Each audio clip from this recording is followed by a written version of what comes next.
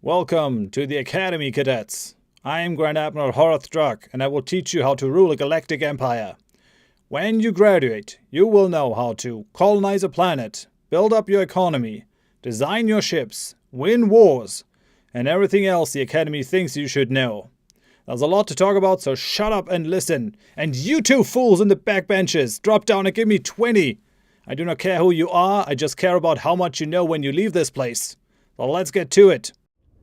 Alright, let's talk districts. Districts are the main source for your worker jobs on a planet. There are 4 types of districts: agriculture, mining and generator, and then the city districts. Each of these resource districts provides you with a basic amount of housing and then the respective jobs, so farmers, miners and technicians. And then the city district provides you with a bunch more housing, so 5 compared to 2. These just give you the amount of housing that you need for the people to work the district, basically. Whereas these give you a lot more. You start with 5, it can go up quite a bit with traditions and technology and all that. And then each city district also gives you at least 1 clerk job, which is also a worker level job, providing you with trade value and amenities. And those are the backbone of your economy, the basic workers. You got to be a bit careful, because if you build specialist buildings, you might have a lack of workers. So always consider to build these districts. You can build them over here. Each planet can support a maximum of its planet size, a number of districts. So 16 tile planet or 16 size planet can also only support 16 districts.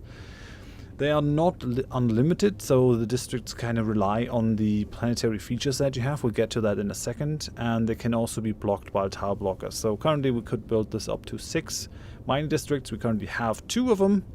And if we unblock these, we might be able to build up to 8. But they all share that same 16 limit. So if I build this up to 8 mining districts, there's only going to be space for another 8 districts of any other type. There are some traditions like the expansion. If you finish the expansion tradition, then you get 1 additional district on every planet, which is awesome.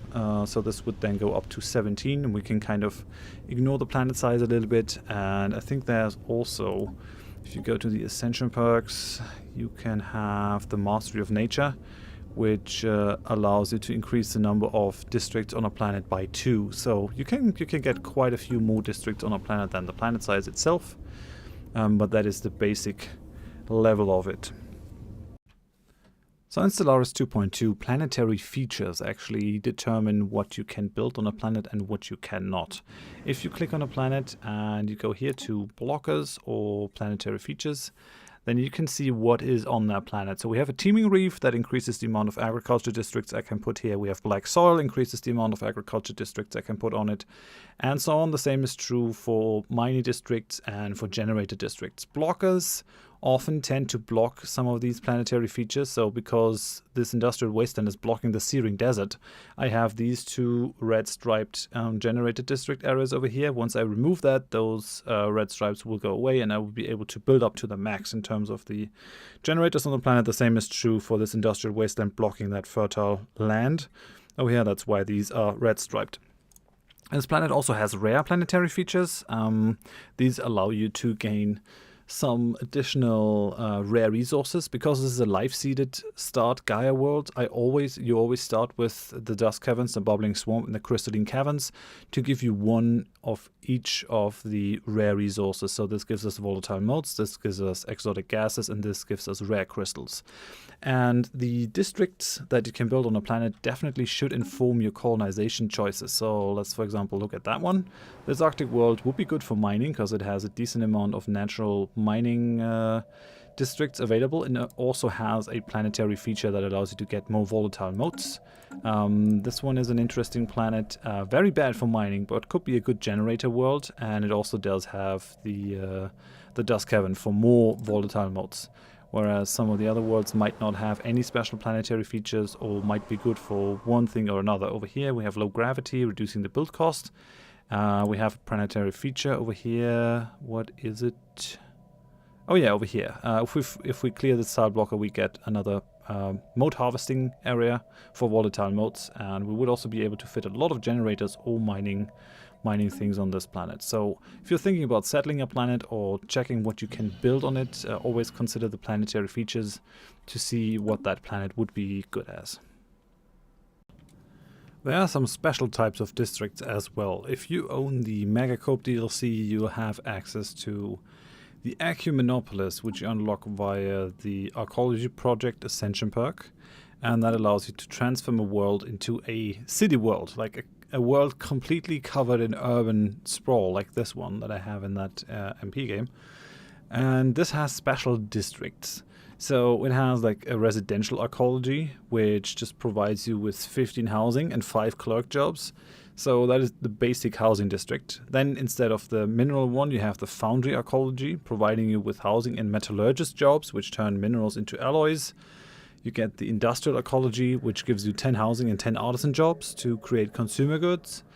And you have the leisure archaeology, which gives you 5 housing, 5 entertainer jobs, and 5 culture worker jobs. And these guys turn consumer goods into unity and amenities. So these are some special types. There are more though. Habitats also have their own types of districts. If we have a look at this, we have habitation districts, which just provide 10 housing, nothing else. You have leisure districts, which create entertainer jobs and culture worker jobs. You have research districts, which give you 3 researcher jobs, and you have trade districts, which give you 5 clerk jobs.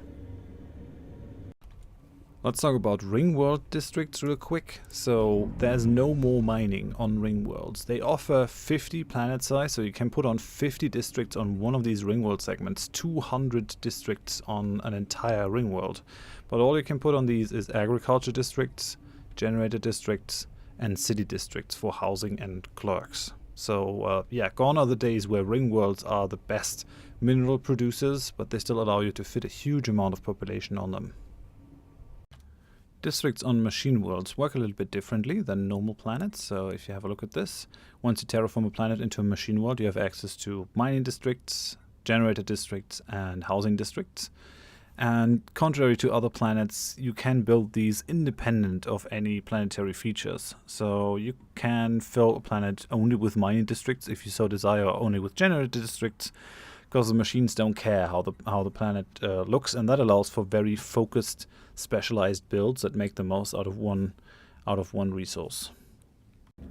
Hive worlds work very similarly to machine worlds, in that they allow you to distribute the districts however you want. So you can have a world filled with only mining districts up to the district max, or you can fill it with generator districts. The only difference is that hive worlds do have agriculture districts, because these guys are organics and they need to eat, but other than that, they're very similar to machine worlds. You've reached the end of this lecture. Well done, Cadet.